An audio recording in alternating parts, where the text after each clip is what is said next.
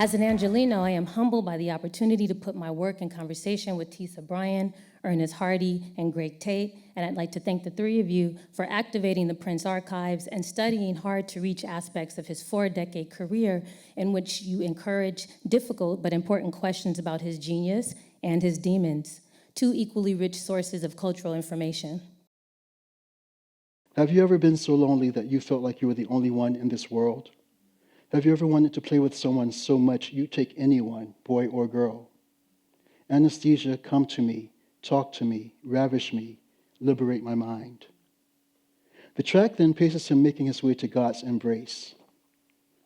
His intimate familiarity with loneliness, the fact of it being a constant companion to his musical genius, is something many of us who were exiled from family, church, or society early on gleaned beneath the swagger and brilliance.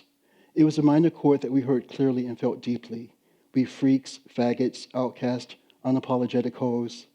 Even as he was thinking about getting head, flipping off Ronald Reagan, and striving for a world where people of all colors and inclinations stripped themselves of clothing and all and misconceptions. That loneliness grounded his work.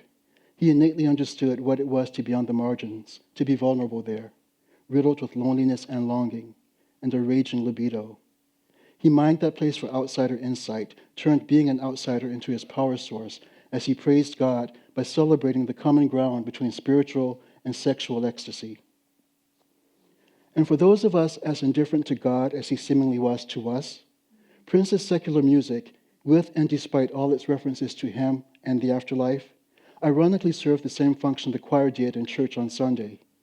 You ground your teeth through the pastor's high-velocity, empty-calorie sermon, and you communed with spirit, you felt spirit through the offering of the choir. Prince's music ministered to the exiled. It offered respite and salvation, visions of a place beyond wherever you were stranded. It was someplace you fit and felt right, just as you were.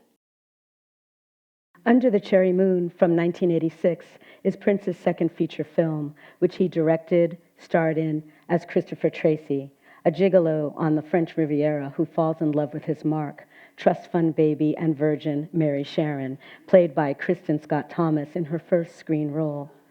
Love is complicated for the two, as Christopher's intentions are at first dubious, and Mary's evil father, to advance the family fortunes, has promised her to another wealthy man. It's not a very good film, not at all. Yet it charms me and gets me thinking just the same. Because I see Prince through decades of love complicated by frustration, desire, disgust, and obsessive concentration. It's a complex situation. Under the Cherry Moon inserted Prince into cinematic history, here with Hitchcock's The Birds, which is played for laughs. He refocuses the image of Black people and the sound of Blackness through this pastiche of classic films. Rebel Without a Cause.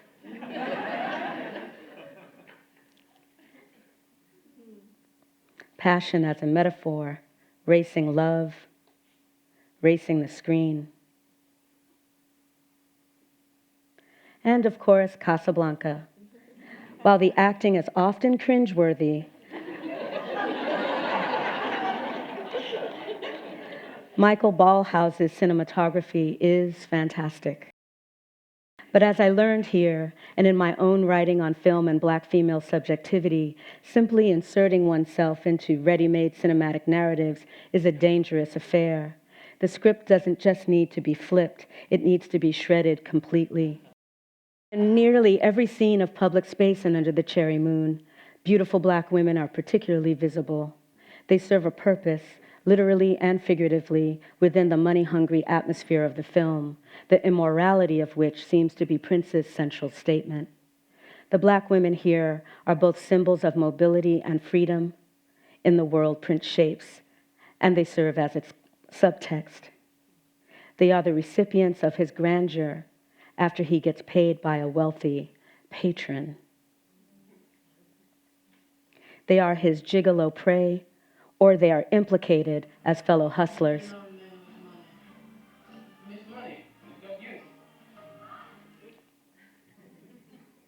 They are jaded eye candy. They applaud white beauty and are obscured by it. He drinks, facing the Black Sea, and is visited by a former paramour, glimmer in her eye, elegantly coiffed.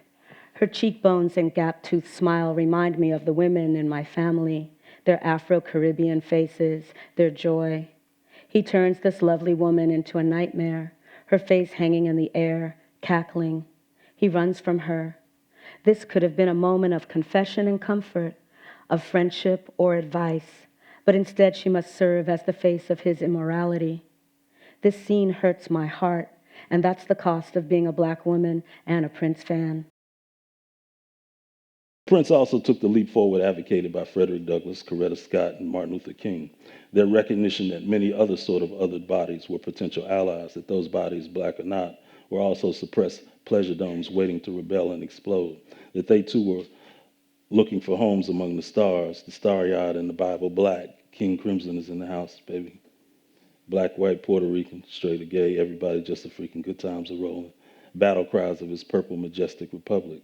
The church of what's about to be happening next, okay? A precognitive recognition that the next 35 years of American culture will be dominated by assaults on a freak's right to choose.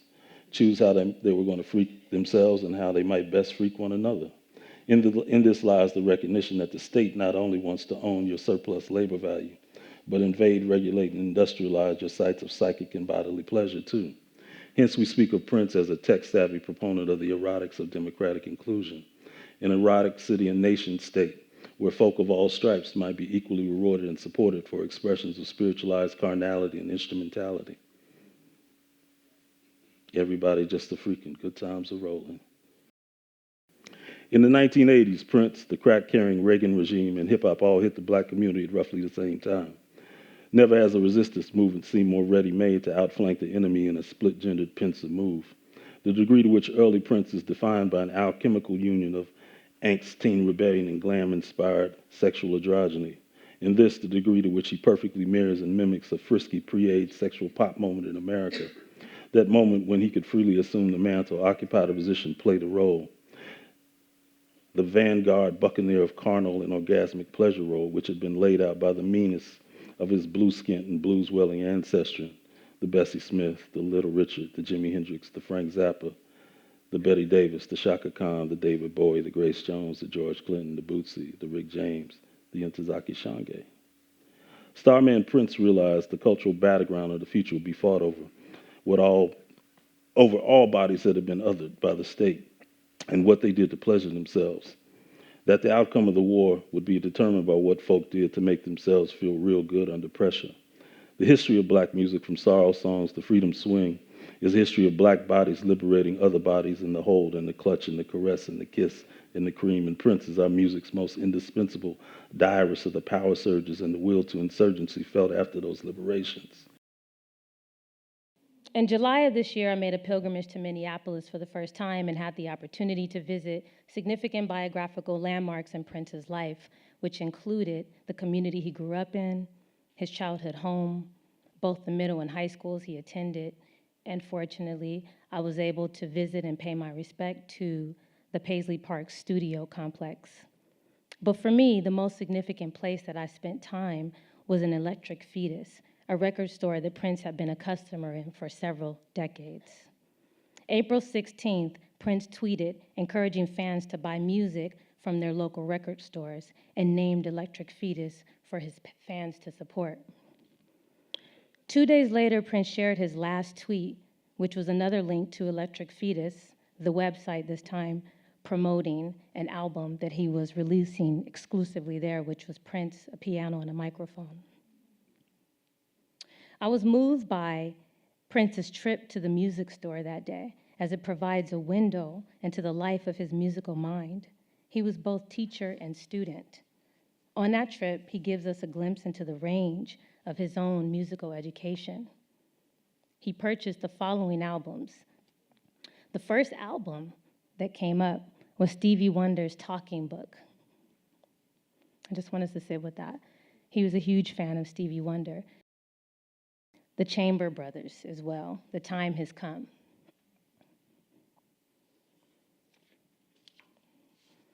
Joni Mitchell was one of his favorite artists. This album is called Hijira. The Swan Silverstones, inspirational and gospel classics. He also purchased Missing Persons, the best of missing persons, no less. And lastly, he purchased Santana, Carlos Santana, Santana 4.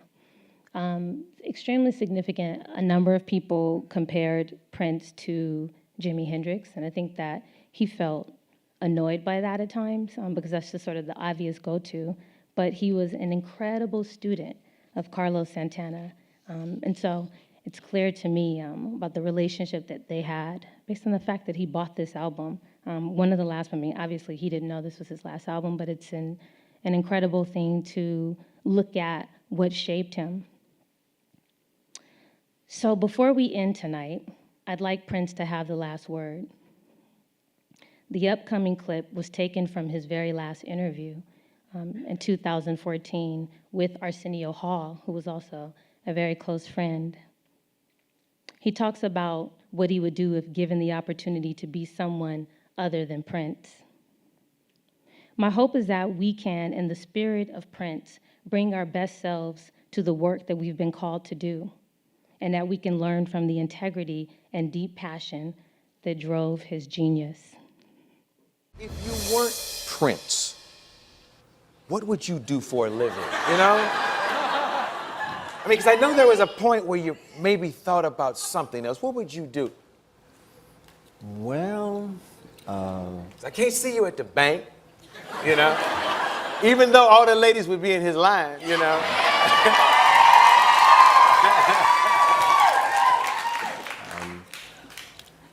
when I was 16, I was completely broke and needed to go get a job, so I got the Yellow Pages out and I couldn't find one thing that I wanted to do.